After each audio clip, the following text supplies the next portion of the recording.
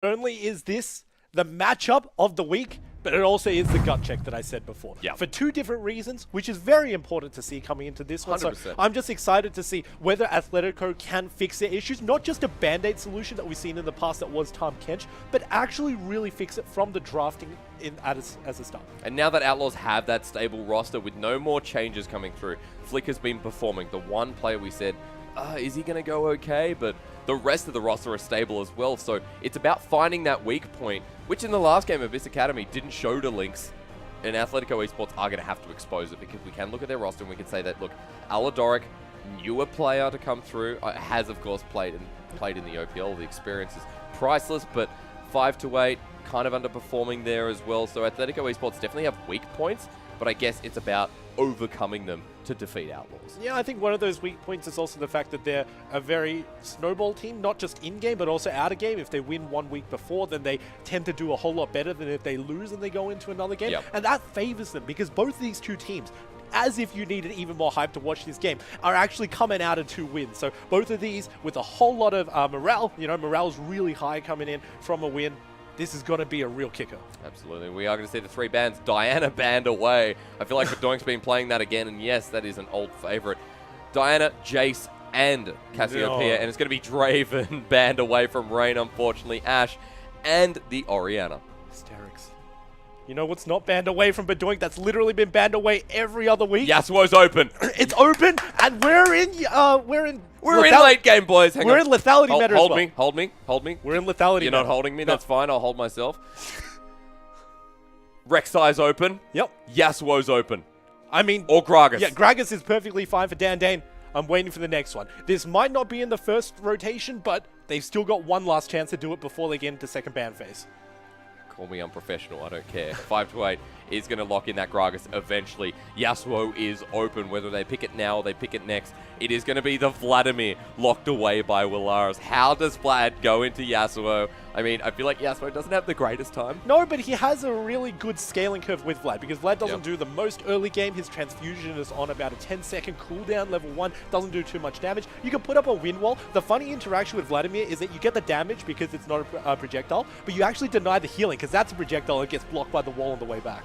It is going to be the Thresh locked in for Aladoric. Okay, pick up the support. You have one more pick remaining. Never been more excited. I might have broken it.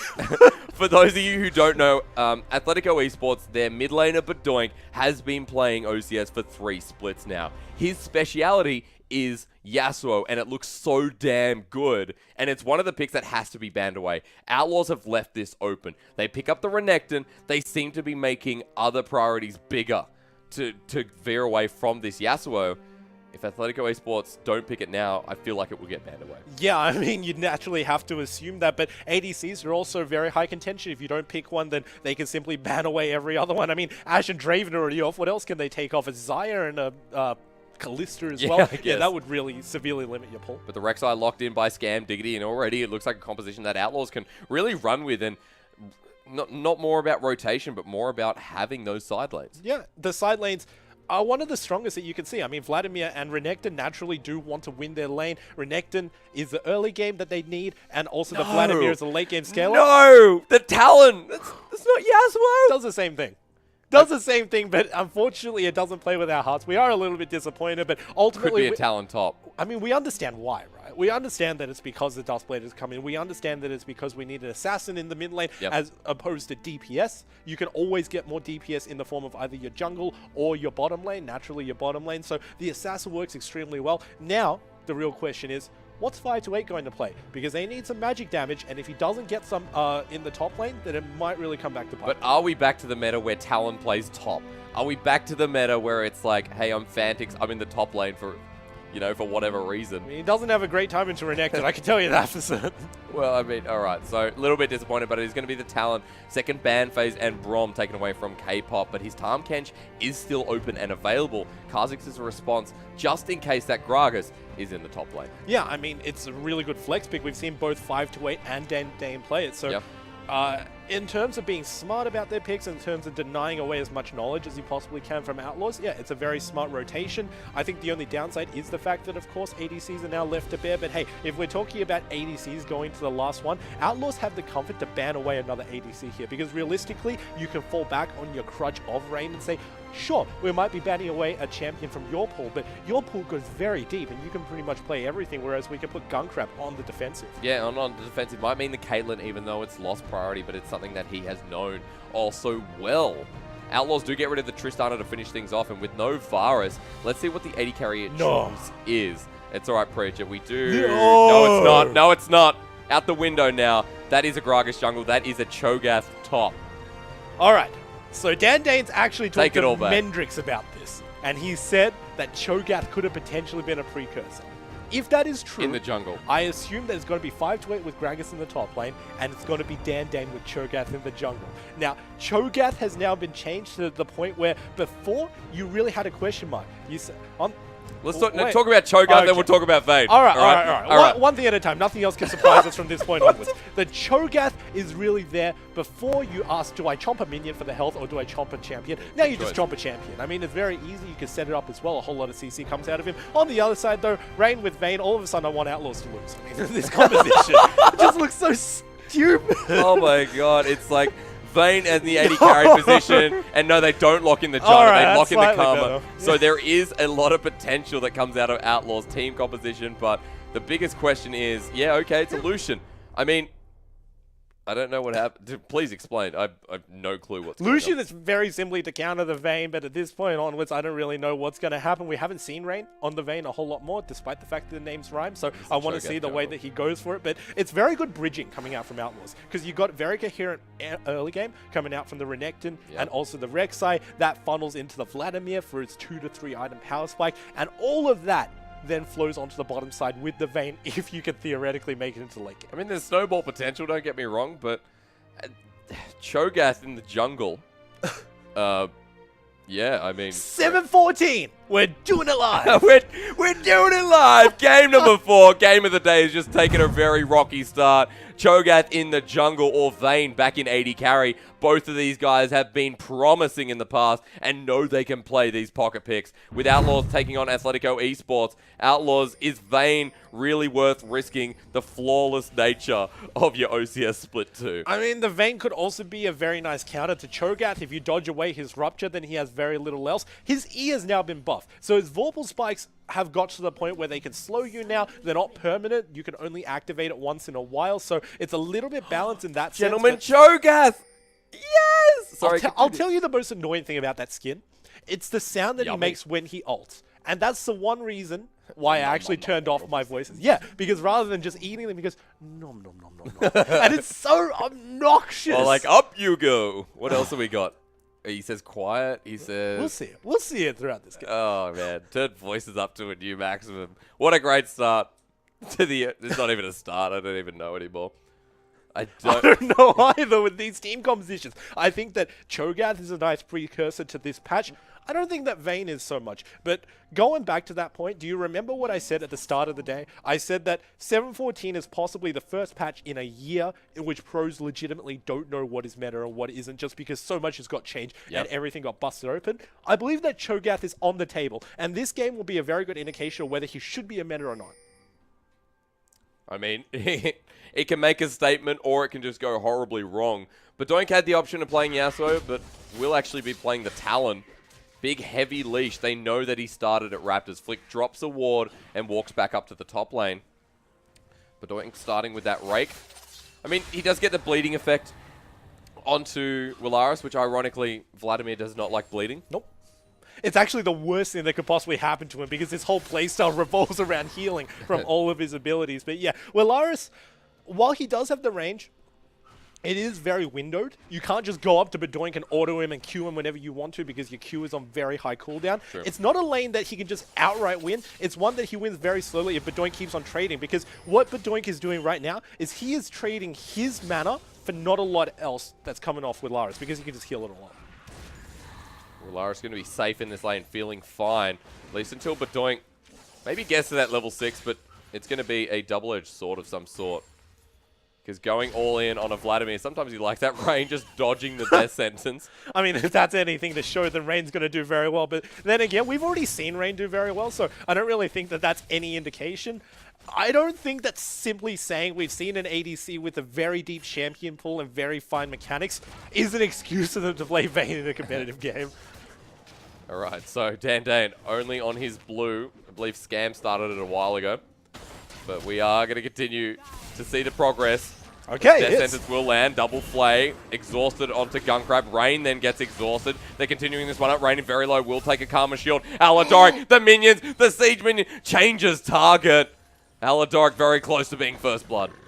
Color me surprised. I actually didn't imagine that Outlaws would win that in the bottom lane. Speaking of winning in the top lane, that's something natural that we want to see from Flick. 528 should definitely be letting this crash into his turret. Early game, there's a whole lot of fortifications on the turret, and Gragas can simply let it slide to him. He's got a lot of AoE potential, and it's not too bad.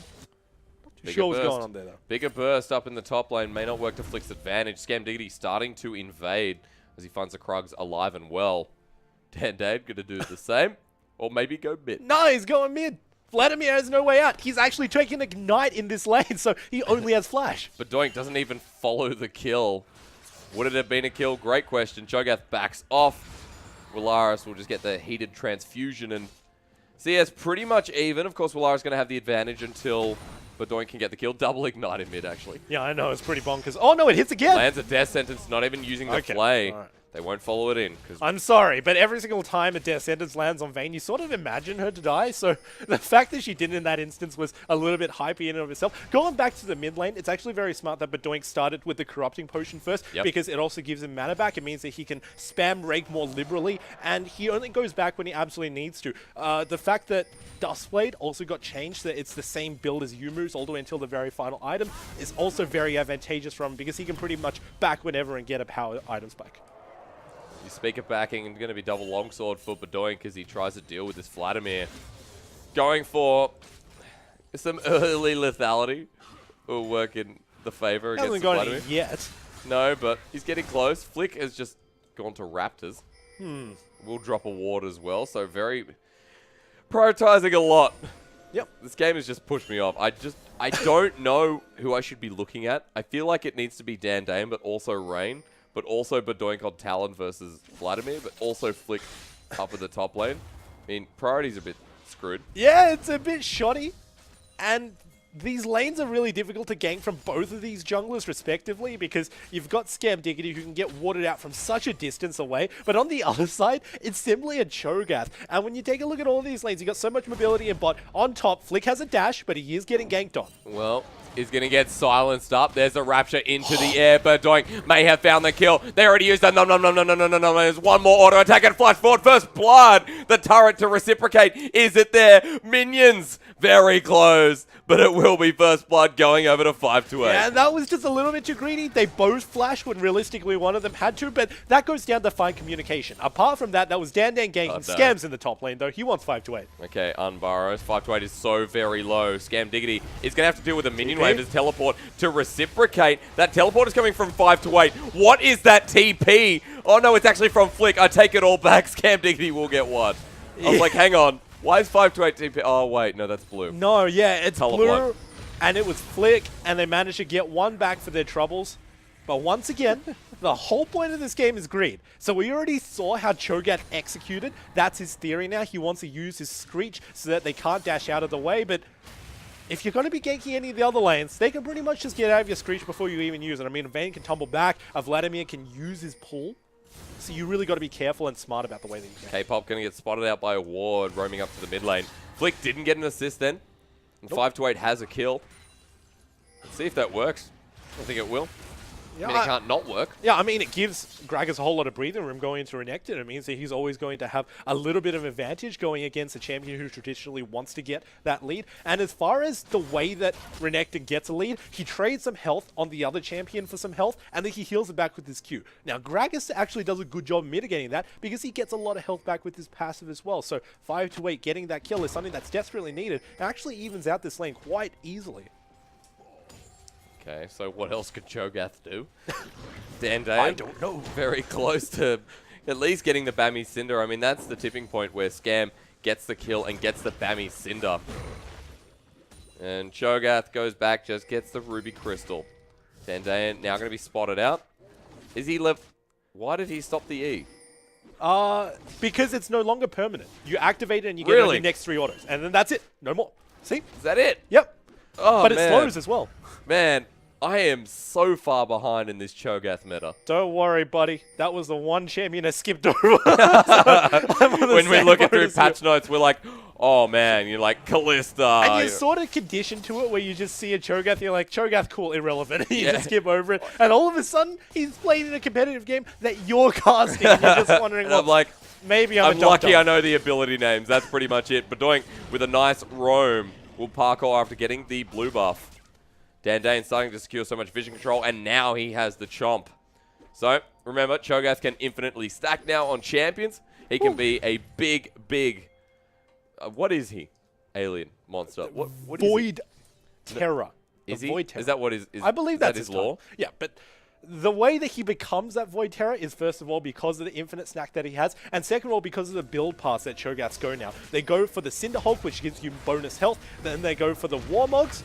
Now he's just going to be pushed out of his jungle 2v1. Rupture Lance, K-Pop's no jumped flash. on in. Dandain just going to take it now, takes the smite, has the ultimate, Condemn comes in. Rain has roamed on up, Scam Diggity's in trouble, however, uses the ultimate, but doing flashes out, but won't live another day. Sorry, he didn't use the flash. K-Pop picks the kill, 2 for 1 for Outlaws. Okay, so Outlaws, they're finally using their power spikes and they're moving towards it. This is what we were talking about. They play towards their strengths and they know that if they don't have the scaling curve, then they can have the numbers curve and they can simply beat Athletico in their own game. Cho'Gath, somebody who doesn't have a flash because he uses it in the top side, naturally gets aggressed on by Scam Diggity, who uses his vision to really spot him out. It was really deep push from Scam Diggity, but works out in the end. With Outlaws only holding a small amount of gold lead, Rain tumbles out of the way. Guncribe runs on through. It's a 2v2. Flay will bring him back on in, but as he gets rooted down, the third silver bullet, K-Pop's burst damage, heal, and flash has to be used. Flash still available for Guncribe, but double summoner from Rain as well. We're going to see some normalcy in the bottom side. No, we're not. Oh, Culling going to come through. Blocked out by K-Pop. He gets knocked up. No. Where is it? There it is. I'm so hungry. Dandain flashes forward. Double shot from Rain. One more auto attack. Condemned back. Rain will live. But a couple of summoners will mean Athletico gain control of this bottom lane. Fancy mechanics. Now it gives us a lot of breathing time to actually talk about the way that Dandain builds. He goes to the Cinderhulk, then he should theoretically go into a Warmogs, which gives us so much health when you compare it with the Cinderhulk as well. The next time that he goes is a Gargoyle Stoneplate. That, paired with the Cinderhulk, paired with the Warmogs, paired with his ultimate passive, means that he runs around at about 10k health. And it's just absolutely ridiculous. And I don't say that as a hyperbole. I mean, if he gets 8 stacks, I believe it is, he is literally on 10k health by late game. Dandain just took that blue, by the way. Unfortunately. Bedoink left without. And he's struggling in this mid lane. Will just be caught out by Willaris. Has to pop the ult. Emo Plague jumps on. So Willaris will heal. Bedoink will take a ton of damage. Yes, pun intended. There's no pun there, I don't know. Bedoink forced out of lane, but is 20 CS behind this Protopelt Vladimir. And this is now the tipping point that Willaris starts winning this lane. You got to be wondering, as Bedoink, why aren't you moving over to the side lanes? Earlier on, there was a scuffle in the jungle where Dandain fell. Wow. I thought, okay. I was like, there's no vision in there, but Scam Diggity does pick up Rift Herald. 5-8 continues walking towards mid. Will get hit by a Prey Seeker. Did he just pop Righteous Glory? I think so. Not sure, but they will find Willaris. He's been stunned up, and Dandain to help with the kill. One more auto attack. He picks it up. Cho'Gath for the win. As Willaris very deep. It's the start of the end, Hysterics. We need a stock out in the stacks that Cho'Gath has. He's getting bigger. He is getting bigger. But it is still neck and neck with Athletico Esports falling close behind of Outlaws Gold. Willaris going down means a lot. Means that Bedoink can have a bit more freedom in this lane, push it out, and look for a potential roam as Rift Herald summon top. Very early, but it's a very smart one because they know that they have the tempo. They can do this. It's risky, though. Oh, he looked for the timing to knock it up midway, but that's a lot of damage onto the turret. Rift Herald has one more swipe. He's bopped. He's gone. Will not take the turret, but it is one hit away. That's very smart CC juggling from both Dandain and 5-8. 5-8 bobs it right after Dandain uses the Rupture. Ultimately, besides the charge, there was no damage that came out of that Rift Herald, so they actually defend their turret, but Now it's going to be a 2v2 that I'm not too sure why Outlaws is taking. They know that Dandane is around. Obviously, he was just there less than 5 seconds ago. Not too sure why they're applying so much pressure with Scam Diggity when he could go elsewhere. Only 12 minutes in the game and there is so much pressure. You speak of the devil so well. Dandane up top. His deck is stolen away. Scam just steal that with a Prey Seeker. I don't know. I didn't see the gold pop up down there, but he might have. Maybe. He's now waiting around red. Dandane's going to start this up. Oh, he knows. Scam's going to see the movement. Like a shark, Contempt goes into the bottom lane and Gun Crab has to heal on up. One more auto attack, the culling to come through. Missed players. Rain had one more shot to take. Aladoric, 1, 2, and Death Sentence. Nicely played by Aladoric. Rain tumbles right on in and gets destroyed. So what would you say if I said you literally need to hit your Q in order to live? You would probably want to hit your Q, and that was very well done. Okay, well, Laris almost goes down as well. There's so much blood in this game number 4. Willaris, he's not always winning these trades, and Bedoink playing it quite well. Ignite will be down. Mid lane is ripe for the take. Yeah, and this is the downside of Willaris playing this Vladimir. He does, of course, have the natural advantage going in on this lane just as a 1v1, but it's never going to be a 1v1, especially not when we're talking about the legendary duo of Bedoink and Dandane. Whoa. It's always going to be that 2v1 or at best 2v2 situation for you, so that actually does hinder Willaris a lot. We see him constantly trading better and better. It just doesn't work though. And we are, of course, going to be into a short pause, but jumping in very, very shortly for you. Of course, this game for Athletico Esports means so much. To take down Outlaws would be huge at this point in the competition. Week number 5. We have 2 more weeks to go until we get into that semi and final position. It is a big split, but each team will only play each other once. So as we do shortly jump back into game, you have to remember that this win against Outlaws now means that when you get to the semi-finals, you're suddenly going, these guys, we can actually deal with them. We've dealt with them before. Yeah, exactly. And you can also see the weaknesses they have, which might be in the drafting phase. Now, I've actually spoken to Willaris personally. He is the person who drafts them. So at the very least from last week, it was extremely intelligent. This week, I believe that it's a very good draft that he's got for himself. It's very coherent in terms of the power structure that happens. The Renekton, the Rek'Sai early on, flows down into Vladimir, flows down into the Vayne bot lane. And that all works out very fine for them. I mean, it might be very simplistic in its design, but it does work at the end of the day. And if they manage to make it into the OPL, if they require a coach, just hire somebody for their looks and just let Willaris do it over and over again, because he's a mastermind. Hang on, so what you're saying is put someone like good looking in front of Willaris and put you in front of it, right? Put me in front of it. Okay, sure. Yeah. Whatever. You talk us up, that's fine. Put someone good looking in front of Willaris. Apparently that's going to stop his drafting. Nah, I'm saying put it behind Willaris and just have him mime some words while Willaris actually does all the smart work. Okay. Yeah, very smart. Someone good looking. I mean, why not? Hey, let's talk about this matchup in the mid lane, because Bedoink is behind, but Willaris is not as comfortable as you'd once think. If the Talon doesn't roam around and get anywhere, though, what's the point of being a Talon? Yeah, I know. I mean, that seems to be like a whole lot of opportunity missed for this champion, especially considering the fact that he is the parkour expert. He should be getting over these walls, over a whole lot of vision, which we know Outlaws to really suffer from. They use the ghetto vision that is in the tremor sensors from the Rek'Sai, and they don't really... The ghetto vision. Yeah, they don't really place any wards. They place the occasional control ward in their own jungle. They never push it above. So the fact that there are very limited wards and the fact that you could traverse walls is a real buff towards that Talon. Unfortunately, we're not seeing Bedoink actually move around the map. Instead, what do we see him do? Just keep on dying in the mid lane. Not really a great trade. It's more about Dandane positioning himself well. And for a Cho'Gath, you don't normally say that, but he has been making a big influence on this map. He's 2-2-2. Not as much as Scam Diggity sort of has a cleaner score, but the Rek'Sai has been a specialty of Scams for a while. Someone like Dandane has been very versatile with his junglers, but I'm still confused as to why you don't pick Yasuo with so many knockups on the team. With a Cho'Gath knockup? I mean, like... What if he gets like 5 people? I know, it's definitely possible. So, question marks flying left, right, and center, but he wants the talent. He's comfortable on the talent. Duskblade isn't something that you can build on a Yasuo. It sort of comes together if you try to put the pieces together. Hang on, you can't build Duskblade on a Yasuo. I mean, sure? you can, it's not a great It's not going to do much. Yeah, it's not a great item.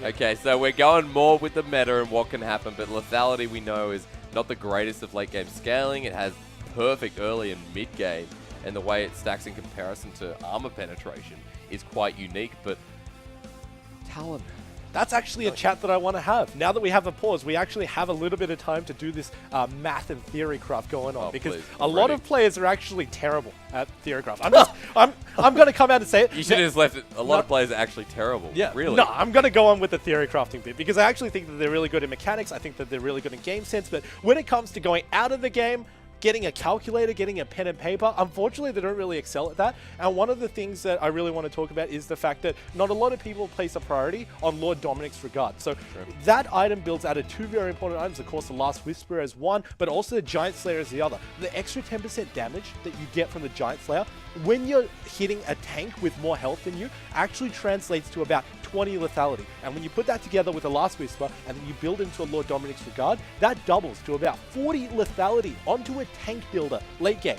That is absolutely massive. You pair that along with natural lethality that you actually get from a Duskblade, and you're penetrating more armor than you imagine. Some good math right there as we do jump back into game. Perfect timing. All right, so... Perfect timing. Where did you sum that up? No, it was on free stream. I have to give it credit. But it's very solid maths that you really cannot argue with. Yeah, well, expect that to be built at least a third or fourth item by Bedoink, who's already got the Duskblade of Drakthar. Does it work against Willaris? The answer is yes. Into Willaris specifically? No. Into the rest of Outlaws? Yes. But I mean he's got, yeah, look, he doesn't have any armor just yet. Yeah. Does have the Doran shield. That's just health still, though. Still don't know what I'm talking about. But Doink, potential to roam is endless. Get some mobility boots. That's what we love Talon for. The fact that a lot of the time, 70%, people just used to build mobility boots. Yeah, I mean, he could definitely do it right now. It increases the movement speed that he gets over walls, so that's even more of an advantage. Can I? Please. Please, you're about to say something. Yeah, take a look into the bottom lane. Take a look at what Rain's actually got in his inventory. Yeah.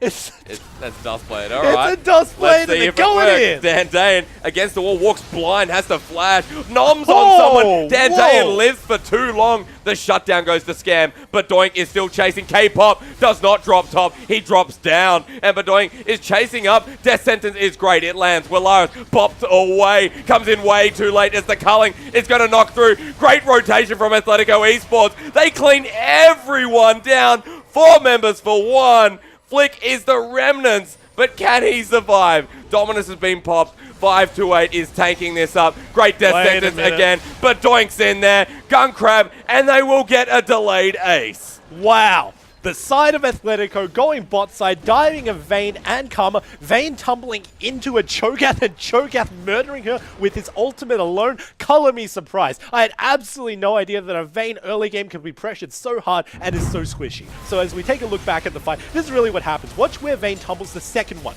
because he's about to go all the way into Dandain. That chomp literally just 100-0'd him. And why am I not surprised at all that that's just a Vayne mechanic that happens? Play as well. Teleport to come in a bit too late. Yeah, I mean, this is just Outlaws taking a fight when they don't have their ADC, and it's just outnumbered at this point. It doesn't matter where you scale, it doesn't matter how ahead everybody is. They simply can't fight this. Flick is caught in a bad position. Yeah, you might say, what's he doing running into 4? His other option was running into the turret and potentially killing himself for nothing. Or run into the river, I mean, whatever works, but it is going to be 5 kills going over to Athletico Esports and a 3k gold lead after that big play. The Cho'Gath made work. I mean, trading back and forth in that situation meant so much for Athletico. And now, the Vayne with Duskblade does not look great. No, it's not. And who would have imagined that that is actually one of the pressure points that Athletico is now putting multiple acupuncture pins into? Yeah. Because they could just figure out that Vayne doesn't actually do too much at this point in the game. The Duskblade of Drakthar doesn't actually give her as much burst as you would imagine, because she still needs to get the third auto off in order to get the silver bolts onto the enemy. And Dandain's always there to literally one-shot him. Now, Rain and K-Pop go for a lane swap position top side. Flick, a little bit slow to the party, but goes mid instead. But don't get stunned up. Protobelt used, ultimate as well. Flick is there, gets half his health taken away. Willaris flashes in, forces the flash out of Bedoink. He goes into the Sangwine pool. The Hema Plague will give him a bit of health. Wait, but he goes back in. Bedoink still lives because Willaris missed the Tides of Blood. Yeah, that was a close call. Yeah. Aladoric following this. I mean, he could potentially get this. Nope. Okay. Their center's a little bit too short, but stunned up. Here we go, 5 to 8, right in the hands of Bedoink. Willaris gets ignit, and he's gonna go down. Bedoink, see you later. That's a stab in the back. And the most precious one at that, Athletico Esports, continue to push. And that last little kerfuffle was exactly what we were talking about throughout the rest of the whole game. Willaris, he does so well in the 1v1 because it's a Vladimir into a Talon, but it never is a 1v1. Athletico is simply collapsing so well. And after they got themselves pretty much easy and free resources in the bottom side, that is, of course, with the help of the weak early game of Outlaws bottom lane, they just managed to push so much with the advantage that they've secured themselves. Scam Diggity scared in his own jungle. That's the point we've gotten to. 3K continues to grow, but you saw in the top lane, Outlaws finally get their first structure, with Athletico Esports equalizing it and getting their second. Only 8 minutes in, and you swear this game has gone for so much longer. Dandayan has 6 stacks. He can get more. Just needs to keep nomming champions. Going for the full tank, and that is a Righteous Glory on Cho'Gath. That is 2 Righteous Glories on Athletico Esports. That's a little bit unconventional. I mean, if it works, that's the one downside of Cho'Gath. He doesn't have a whole lot of mobility, no speed-ups, no dashes. So that does, of course, clear up a whole lot of the problems that they have. But unfortunately, you take a look at the other side. Now, you got the early game of Scam Diggity. Yep, 2-2, not too bad. He managed to somehow get off the ground. But then you take a look at Flick. 0-2, not able to exert enough pressure on this Renekton. They got their turret down, but he hasn't been unlocked for the rest of the map because he's just stayed there. And now he's about to get pushed in as Gunkrab and Aladoric are forcing him off his turret. Okay, so if we look at the top lane turret, that is still going to get chipped away. And Athletico Esports rotating so much faster across the map. Outlaws continue to force themselves back. It's just a game that should have been neck and neck for so much longer. Athletico Esports pick up another turret with Gunkrab starting to split push. And he's gone Blade of the Ruin King build, so no lethality Lucian. Yep. If you are Rain, do you not just go for Youmu's at this point? Yeah, you have to. You have to try and put all in as you possibly can. Yeah, he's going into the Phantom Dancer, which is really well. If he manages to get an auto off onto Dandane, it does actually lower the damage off. But at the current moment, Dandane's ultimate is doing about 660 true damage. So it's not going to be a lot reduced. It's still going to be more or less half your HP that he's just going to nom immediately. Athletico Esports setting up vision control around the Baron. They will back off for now, sitting in a comfortable lead. But it is not that comfortable. You've got a Vladimir, you've got a Vayne. Dustblade does kind of stop the scaling, does it? No, maybe not. Who cares? Nope. Let's. It simply fixes the early game problems. Well, not all of them, as you can see. Not all of them. In theory. Baron going to be cleared now. Outlaws finally pushing out. Athletico Esports, a mob that has been together for a while. A mob that has been praised for its synergy in the past. Have also had one other key issue, and that is closing out a game. That is making sure a game is in their back pocket and not forcing a fight when they shouldn't. The Outlaws have been a very controlled mob, so let's see if tides turn, if Outlaws make more mistakes than they can chew. Oh no. But Doink has found Rain, has used the final hour. Walk away. It's an ulti for ulti, and you also burn the heal. So it's a net game for Bedoink, and it also forces a back coming out of range. So all in all, they get a whole lot of Baron advantage. It is only 21 minutes in the game, so I'd be very hesitant to say that Athletico just want to pull the trigger and go for the Baron. There is, of course, a Drake on the other side, but no, they actually managed to catch out early. Their sentence there, drop down the box, and the Nom and Bedoink. Oh, Dandayan and Bedoink are back in action. Baron has begun. Yeah, there's no smite on the other side, so what do? You go for the Baron. They can't contest it. They're a man down. They have no smite. Now you can just use it as a bait. Oh, Willaris has been knocked up and flayed on back. Athletico Esports chasing through. K-Pop runs and flashes. 5-8 channels his teleport. Finishes it off, and 2 members are down. This is Athletico Esports Baron. Yeah, so they're finally getting this advantage for themselves. After this Baron, which Athletico has naturally been known to take a lot afterwards with, I'm talking about an inhibitor, I'm talking about pushing even more and exerting pressure into the middle of the enemy base. I want to see if they have shored up a whole lot of their problems coming in from last week. Because they did win, but it was a very controlled and very delayed and very slow win. They had to take down all 3 inhibitors and pretty much take the most cautious fight that you've ever seen in the history of League of Legends just to close out that game. If they manage to get this game off 1 or even a second inhibitor to push to victory, then that means they've definitely fixed a whole lot of the problems they've had. Yeah, 5k gold. And I mean, the start of fixing problems is making sure that This lead is very, very concise. It's pushed. It's good. Now continue to close the game out. There's so much gold between the Lucian and the Vayne. Of course, when you talk about Rain and Gunkrab, you put them at high tiers of 80 carries in the OCS. You put them at levels that people, you know, like Ozza kind of need to work up to. Ozza, who else we got? We got Drakon. Yep. There's other 80 carries out there that, you know, would be looking at these two and saying, you know, these are the better tiers. Gunkrab, versatile not only on Caitlyn, but can play champions like the Lucian. Can play it into matchups which shouldn't happen like the Vayne. Outlaws are back against the corner. Dandane sitting in the jungle waiting for that Rapture. And Willaris has been getting caught out time after time. Not on his Orianna. He's on something a little bit cleaner. That was loud. Yeah, that was extremely loud. I would love a little bit... No! The TP is cancelled! Been stopped there. Dende misses the Rupture. How can we follow this through? Well, Flick, you don't have an option, buddy. 3 members are there. You're nommed up. Bedoink has been caught. Scam Diggity there. Uses the lens. Not sure how that's going to help. It will show Bedoink running away. He will burn his flash, but it's still a kill for Athletico Esports. Yeah, the lens does help when you go towards the Talon. One huge thing that I would like to check up on is Cho's HP, simply because it is simply one of the natural wonders of this game. If he manages to get that Gargoyle Stone Plate next, which it doesn't look like he's building into, it looks like he's building a Knight's Vow. He's big now. Yeah, he's looking pretty big. If he gets an Elixir of Iron, he can get bigger. Okay, he's almost at 4,000, and it's 24 minutes in the game. Cho'Gath, ladies and gentlemen, welcome to 7.14. I was not using hyperbole. I meant he can literally get to 10k HP with a Gargoyle Stone Plate. There's no joke about that whatsoever, and the more he noms, the better it feels. I don't know if that's real. Death Sentence will not land. Outlaws continue to defend, however, with the Baron buff still up and available. His minions are whamming on the turret. Scam Diggity looking for the engagement. Stunned up. Death Sentence goes right. It doesn't matter, or does it? Aladoric misses again. There's a Hemo Plague. They use everything. Athletico Esports are being womboed by the Vladimir. Willaris goes golden with Zhonya's. The shield there. Athletico Esports, not their fight, but the disengage potential. Very nicely done from 5 to 8. They will live for now. Yeah, but the downside of that is the fact that Athletico managed to lose so much on their Baron buff. Now, Bedoink is in the bottom lane, split pushing Talon. He might be able to get an advantage, but he actually has to back off because of the rotations that are coming out of Outlaws. So all in all, you have to...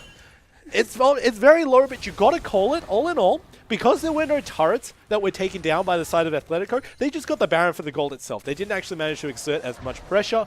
And once again, while they are in the lead, while they are still in the driver's seat and in contention for winning this game, they haven't fixed the problems they still have. So it stays at 5,000. Okay, nothing earned, nothing gained, but we're just going to sit at that 1,500 that's shared amongst the 5 members of Athletico Esports. Cloud Drake will finally be taken 22 minutes in, and you can see how much fighting has happened in this game. You see how much they've prioritized on getting those picks instead of objectives. 3 turrets to 2. A Cloud Drake now locked in for Athletico Esports at 22 minutes in the game. Next one's going to be Cloud as well. They're still pushing the envelope. It's 70% of the map controlled by Athletico. That actually does favor the team composition of Athletico, because first and foremost, you've got a big beefy Cho'Gath who can't really move. Cloud Drake helps it a lot. Second Cloud Drake would be even better. The second part is Aladoric has built that Mobies. He rushed it in order to get that presence in lane against Rain. But going later into the game, the more Cloud Drakes you have, the more out of movement speed combat you get, the better your position for your Qs are, and Willaris. Aladoric missing the Flay, also misses the Death Sentence. The Sangharan pull will help Dandane rushing in with the Righteous Glory, but turret finally finished off. And that will continue Athletico Esports into that momentum drive. Means they either rotate mid or top, continue on.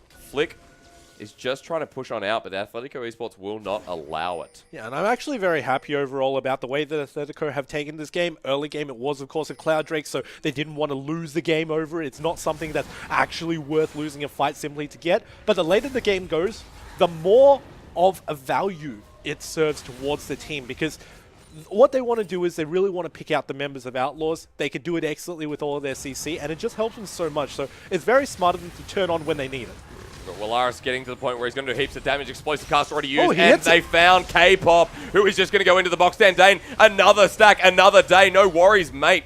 Athletico Esports forcing the fight. Bedoink goes in, gets knocked up, and here's the true damage coming from Vayne. Rain in the back, he's free. The Hemo Plague hits 3 members. Scam Diggity over the wall. Willaris jumps back in. He gets shut down, however. Aladoric finds a hook. It's not good enough. The culling, it goes on to Flick 5 to 8. He's getting exceptionally low as well. Athletico Esports is not a fight they can win anymore.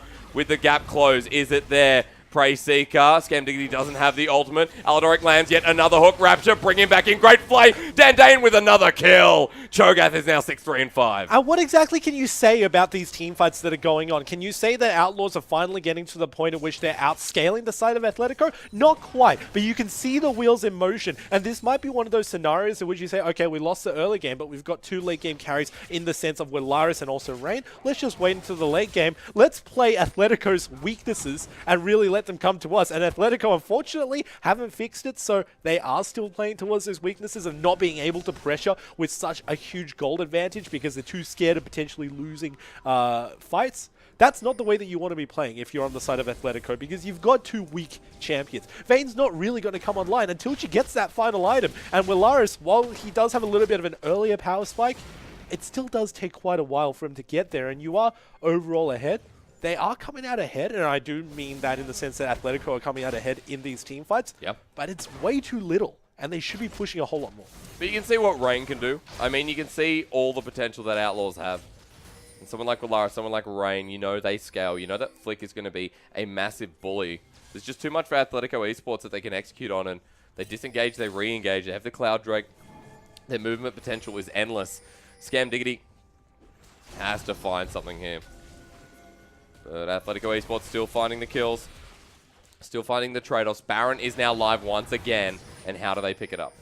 Well, they pick it up by setting up this Baron, by setting up this Vision, and they don't actually want to take the Baron because it's more advantageous for Athletico if they use it as a bait. So once they take it down, they actually lose a whole lot of resources in order to use around the map, especially in forcing Outlaws to go to them. One of the huge things that I want to point out at this point in time is Bedoing's build, because he's actually gone for the Hex Drinker, and he's also gone for the Ninja Tabi. So he's a little bit more tankier than you would imagine. And going into the middle of these team fights, especially the fact that he hasn't elected to go Mobies, it means what he wants to do is he wants to be a fighter. He doesn't want to be an assassin.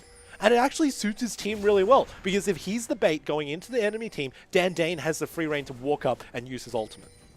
Well, he's also got that Youmuu's Ghost Blade, another serrated Dirk. Willaris will be caught out again. Box, Scam Diggity way too deep. Double knock-up, double flay. Wombo combo from the 7th century. Right now, Explosive Cast brings him back in. Who's that? It's Flick. He sent him to Bedoing. Outlaws, they've healed up quite nicely. That's Willaris, you can see, but Dandane is chomping people left, right, and center. Up you go, baby. Come back to me. I'm going to scream at you for a little bit. And Athletico Esports, they're sick and tired of taking losses where they shouldn't. They'll get an ace, and they're done screaming for now. And they finally used the map to their advantage. We already said the Baron's much more useful to them, alive rather than dead. They take it to a literal meaning and actually leave it up. They just want to get an inhibitor right now. This might not be game because of the death timers of Outlaws. They might be able to get it back, but they should get an inhibitor. And Athletico Esports, they are very close to taking down Outlaws, who are undefeated, who have been going 4-0. And pretty much cleaning all their games, even against Abyss Academy, who Athletico Esports looked strong against until they threw the game. That's an inhibitor. That's also going to be a mid lane turret. That's pretty much going to be it. Atletico have to get the heck out of there, but 11k gold lead after some pretty good team fights. And you got to imagine the next thing on their mind has to be the Baron. So let's take a look at the last fight right here. But Doink goes in exactly like I said, is actually the bait for his team rather than the assassin and the fighter, and that gives Dandane so much time to just walk up to the rest of the team. Now you take a look, Flick is actually dodged off by the rest of the team. It's a divide and conquer strategy that Athletico have really done, and now that they've taken him down, they can pretty much roll right into the middle of everybody else. Rain's not doing too much in this. But Doink was so low. He runs on in, still gets the kill. Going to be a double kill for Bedoing, and so many resources just chucked again. Edge of Night picked up. Triple lethality item on the Talon, who's level 16. And Willaris' Vladimir has just not been the stronger pick this game. Someone who, yes, he's had so much potential to cause a ruckus in these team fights and go in and disrupt as well as burst down. Athletico Esports, this is a much better week for them. They take down Outlaws. They push themselves up, and hey, the next challenge will be taking down Abyss Academy, which they will not verse in the regular split again. They could potentially verse them in the semi-finals. But this will make a statement. This will tell everyone that Outlaws have someone else to fear. Athletico Esports, they start this Baron up once again. And that'll be the huge gut check for them. But take a look at this Baron. Because of the bottom wave, there's no natural way that Outlaws can deal with this. It should just go over. free Baron, baby. Athletico Esports, 11k in the lead. And that Baron is going to make work. Aladoric. Hey, let's talk about someone who needs to be talked about. We said K-pop versus Aladoric, both really great supports. Aladoric is 1-0 and 17. He has a high as anything kill participation. A Thresh who has been landing so many hooks.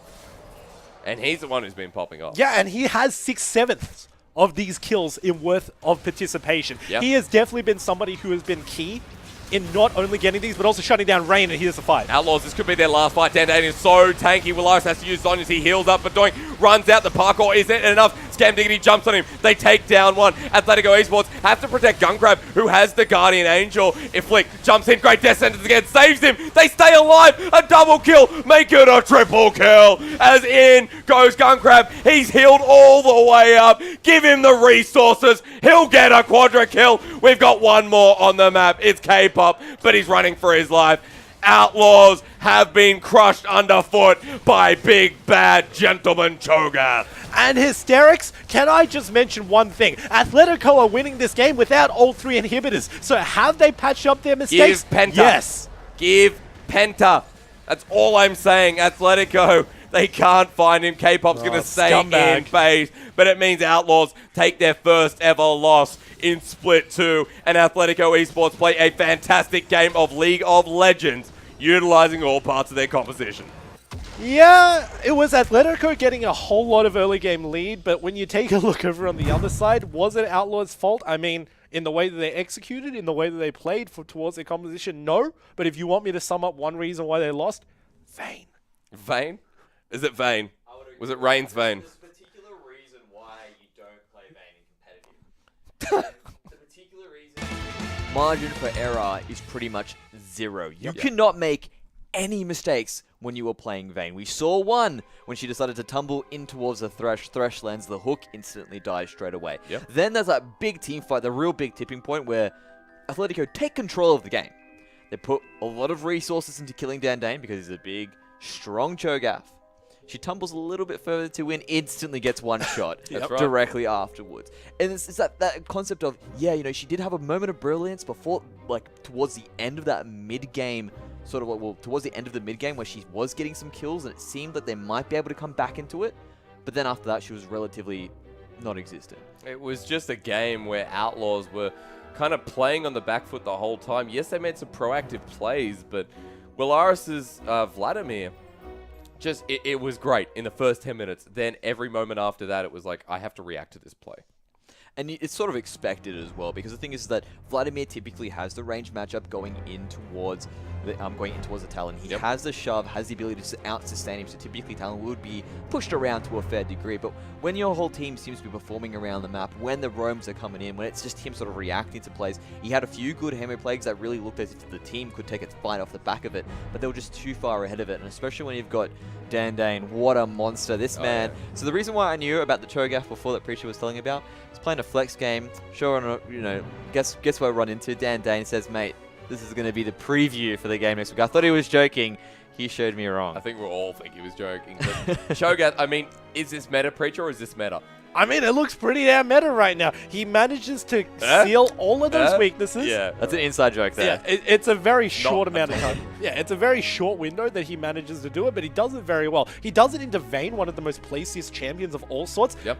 But that may be also Rain's problem tumbling into him. Let's not talk about that. Let's talk about everything else. Cho'Gath offers so much in terms of dealing with ADCs, especially those with small margins of error like Vayne. Pretty much every single AoE ability going into Vayne is a Venn diagram of death. And if you get caught in literally any one of those, you just die. So other ADCs, not so much. You got a Lucian who can dash, for instance, but the Vayne, you got the Rupture, you've got the Silence as well. If you get hit by either of those, bam, it's just your game over.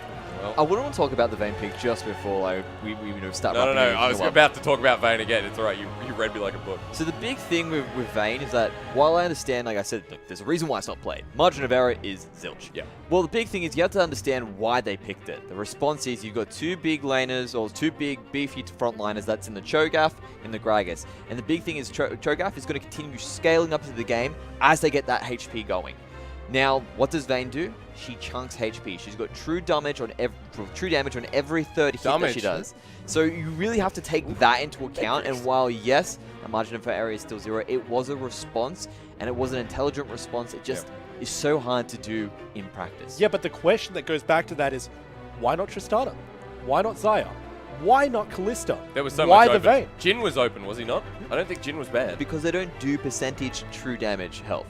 That's the big thing. But, I mean, I would have loved a Fiora. Fiora would have been a great like pickup in even this against situation. health, you have lethality, you have armor penetration, and in the meta that where you have a beginning to late game, like open window where you can be like, hey, I'm going to build some lethality. It's going to be okay. It gets to a point with Cho'Gath, if the game keeps on going longer and longer and longer, where yeah, lethality is nice, but then it just becomes unmanageable. You are not doing enough damage to really take it out. Whereas with Vayne, doesn't matter. You keep on getting more HP, I just do more percentage damage. Well, it ends the day with a big upset, however. Outlaws have been taken down, and Athletico Esports will jump ahead. We are going to have a quick look at the standings, however, because it is week 5. We are more than halfway through the split, and this is what we're sitting on right now. In first, Outlaws, who were your favorites, are going to be sitting pretty there. Abyss, of course, 3-1, even though they did, I think they're 4-1 as well. Are they not? It has been five weeks. I mean, they don't get a free win or free loss or whatever, but it is going to be Abyss equal first at 4-1. However, if you look at their head-to-head, technically, Outlaws have beaten Abyss. Third and fourth equal again, Sin Academy and Athletico Esports. Links are next, and then Legacy, Genesis. Yeah, there we go. There's the update. And sitting at the bottom and scared right now are Corvidae and Team Noxide. But of course, a team like Athletico Esports being neck and neck with Sin Academy and being closer to Abyss Academy and Outlaws is going to feel pretty good. However, that is going to be it from us, ladies and gentlemen. Make sure you follow the Twitch page as well as the Twitter. Thank you so much to Jimmy Preacher Fu and Nathan Mendrix Mendez, who are with me as always. And of course, for OCS, we'll catch you next Thursday.